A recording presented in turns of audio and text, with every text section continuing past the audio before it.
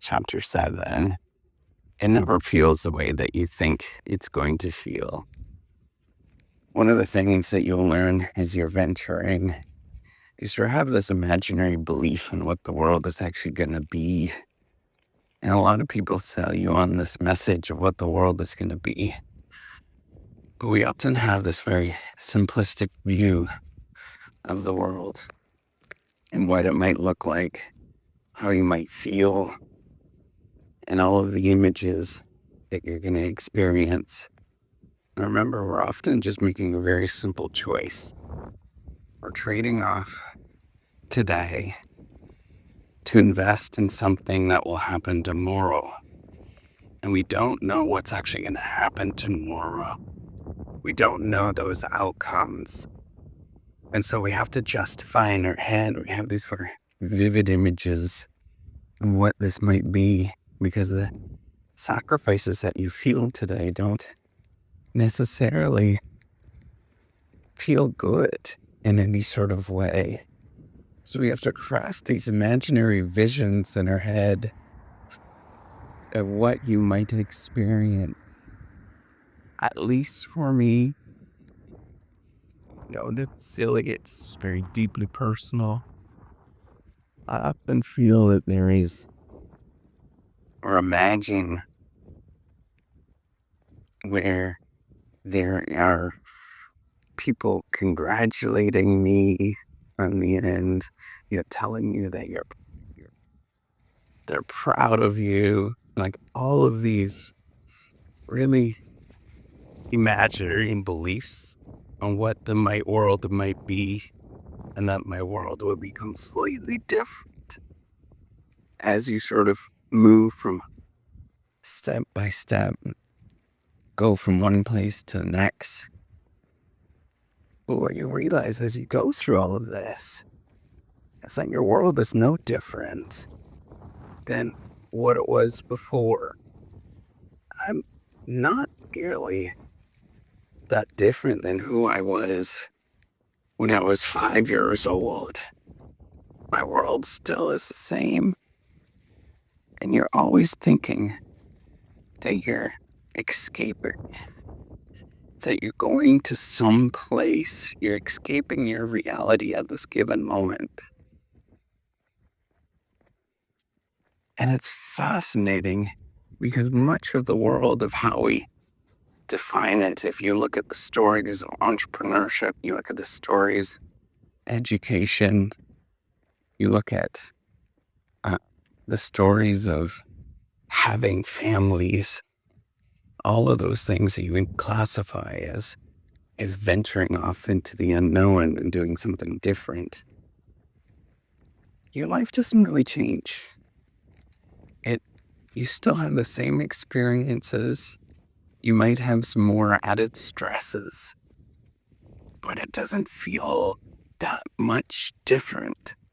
Yet we believe this imaginary story that is sold to us, that things are going to be so different, that the world is so much better off.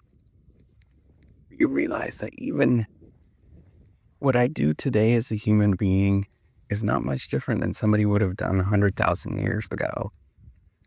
I try to get some walks. I try to eat a little bit.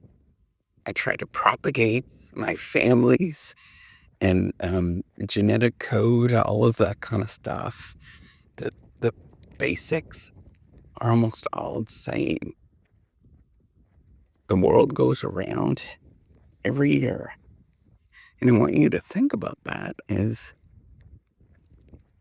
you go through these moments of venturing, you're trying to escape and go to some sort of imaginary, better off world that is quite vivid in your mind and quite hopeful.